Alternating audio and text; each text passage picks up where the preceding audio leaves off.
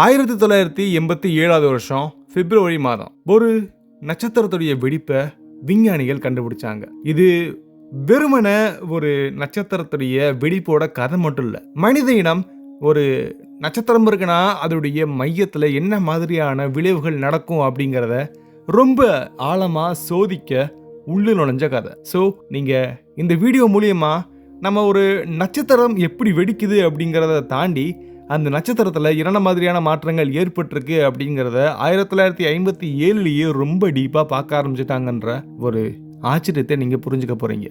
வாங்க நம்ம இதுல நிறைய முக்கியமான விஷயங்களை டிஸ்கஸ் பண்ணுவோம். நான் உங்க லோகவால கார்த்திகேயன். இது செனித் ஆஃப் சயின்ஸ்.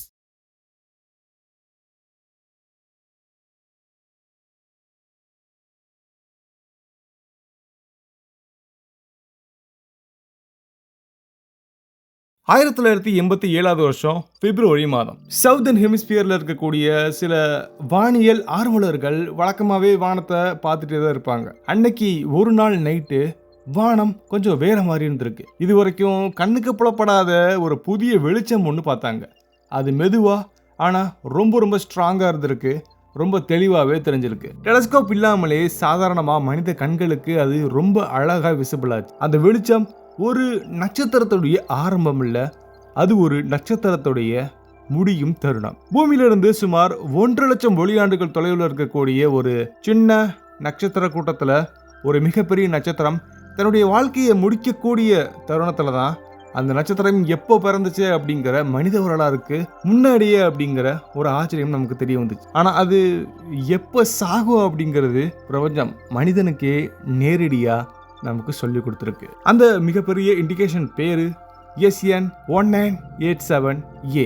ஒரு நட்சத்திரம் எப்படி வாழுதுங்கிறது மனிதனுக்கு நூற்றாண்டு காலமா ஒரு மிகப்பெரிய ஒரு கேள்வியா இருந்துச்சு. பட் இதன் மூலியமா நம்ம கொஞ்சம் லேர்ன் பண்ணிட்டோம். ஆனா அது எப்படி சாகுதுன்றது நேரடியா முழுமையா எல்லா விதமான இன்ஸ்ட்ருமெண்ட்ஸை வச்சும் நம்ம ஒரே நேரத்தில் பார்த்ததுன்னா இதுதான் முதல் நிகழ்வு. ஒரு மிகப்பெரிய நட்சத்திரம் தன்னுடைய மையத்துல கோடிக்கணக்கான ஆண்டுகள் ஹைட்ரஜன் ஹீலியமா மாத்திக்கிட்டே இருக்கும். அது தாண்டி ஹீலியம் கார்பனாவும் கார்பன் ஆக்சிஜனாவும் மாறும்.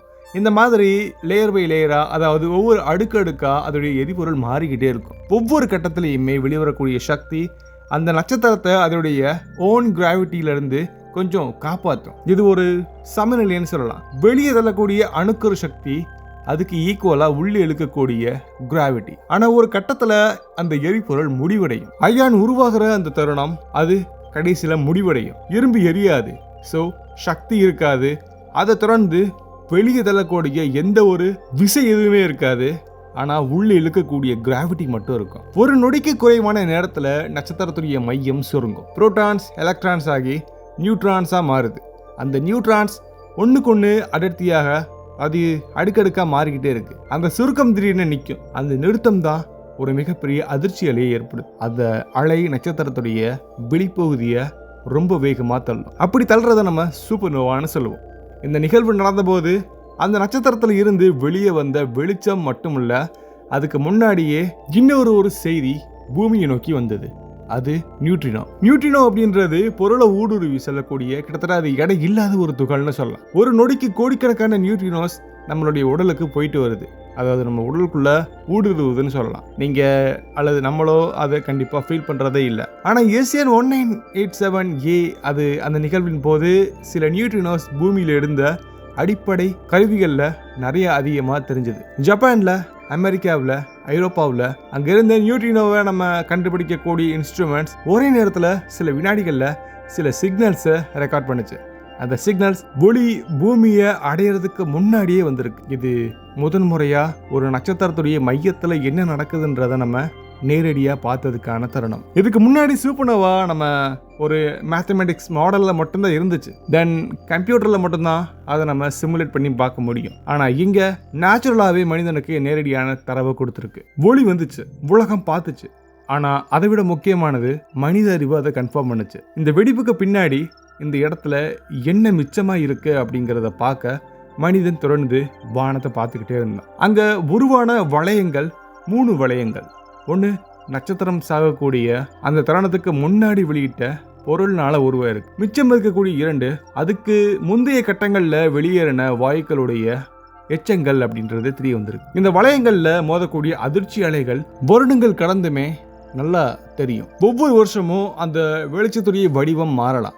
அதாவது நம்ம ஒரு சூப்பர்னோவாவுடைய பின் விளைவுகள், அதாவது அதோடைய சைடு எஃபெக்ட்ஸை நம்ம நேராக பார்க்குற போது அதோடைய மாற்றங்கள் நமக்கு நல்லா தெரிஞ்சுக்கிட்டே இருக்கும். இந்த ஈவெண்ட் மனித வரலாறுல ஒரு மிகப்பெரிய முக்கியமான ஒரு டேர்னிங் பாயிண்ட். கெலிலியோ வானத்தை வரைய ஆரம்பிச்ச மனிதன், மேத்தமெட்டிக்ஸ் ஸ்டார்ஸை அடக்கின மனிதன், இறுதியா ஒரு நட்சத்திரத்துடைய இறப்பையும் ஒரு மனிதன் ரியலைஸ் பண்ணிட்டான். இதுக்கு முன்னாடி 1954 வருஷம் மனிதர்கள் ஒரு மிகப்பெரிய மாற்றத்தை பார்த்தாங்க. அதை அவங்க வரலாறுல ஒரு முக்கியமான ஒரு ஈவெண்ட்டா எழுதுனாங்க. ஆனா அது என்னங்கிறது அவங்களுக்கு ஈஸியா புரியவே இல்லை. அதாவது 1054வது வருஷத்துல ஒரு நட்சத்திரம் ஒன்று வெடிச்சிருக்கு. இதே மாதிரியான சூப்பர்னோவா. இதுதான் மனிதன் நேரடியா பார்த்த முதல் நட்சத்திர வெடிப்பு. உங்களுக்கு அதை பத்தி முழுசா தெரிஞ்சுக்கணும்னா அதுக்கான லிங்க் இப்போ ஐகார்ல ஷோ ஆகும். நீங்க இதை ஃபுல்லா பார்த்து முடிச்சுட்டு அதை பார்த்தீங்கன்னா வரலாறு ரீதியா இதுக்கு முன்னாடி நடந்த முதல் சூப்பர்னோவாவை உங்களால ஃபீல் பண்ண முடியும். சரி, இப்போ மனிதன் அதை பார்த்தான், அதை மெஷர் பண்றதுக்கு ட்ரை பண்றான்.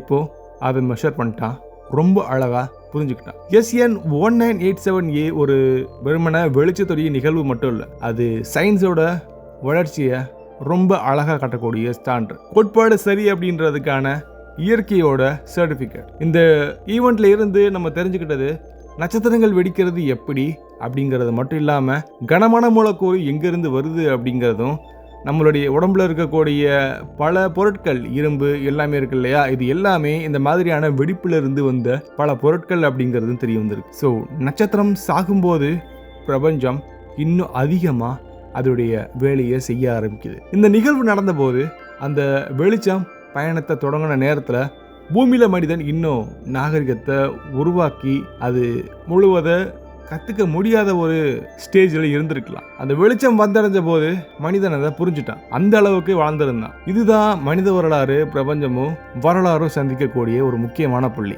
இப்பயும் கூட அந்த இடத்துல அந்த நட்சத்திரத்துடைய மையத்தில் என்ன இருக்குது அப்படிங்கறத நம்ம முழுமையாக பார்க்கவே இல்லை. ஒரு நியூட்ரான் ஸ்டாரா அல்லது ஒரு பிளாக் ஹோலா, இது இன்னும் அந்த மிகப்பெரிய ஹைட் அண்ட் சீக் மாதிரியான விளையாட்டு மாதிரி தான். ஆனால் அதையுமே மனிதன் கண்டிப்பா கண்டுபிடிப்பான். காலம் எடுத்துக்கிறோம், ஆனா நமக்கு உண்மை வெளியே வரும். ஏன்னா மனிதன் வானத்தை பார்த்து கேள்வி கேட்கறத நிறுத்துறதே இல்லை. இந்த ஸ்டோரி நீங்க இங்க வரைக்கும் கேட்டிருந்தீங்கன்னா கண்டிப்பா நீங்க நார்மல் ஸ்பேஸ் லவராக இருக்கிறதுக்கு சான்ஸ் இல்லை. ஸோ இந்த மாதிரியான ஸ்பேஸ் ஜேர்னி உங்களுக்கு தொடர்ந்து வரணும்னா மறக்காம நீங்க சப்ஸ்கிரைப் பண்ணுங்க. ஒரு நட்சத்திரம் சாகும்போது அதை நம்ம முடிவு நினைக்க கூடாது, அது அடுத்த தொடக்கத்துக்கான விதை. அதே மாதிரி மனித அறிவுக்கு முடிவில்லை. வானம் எப்போது ஒரு ஓப்பன் புக் மாதிரி தான் இருக்கும். நம்ம தொடர்ந்து நம்ம படிச்சுக்கிட்டே இருப்போம். பாய்.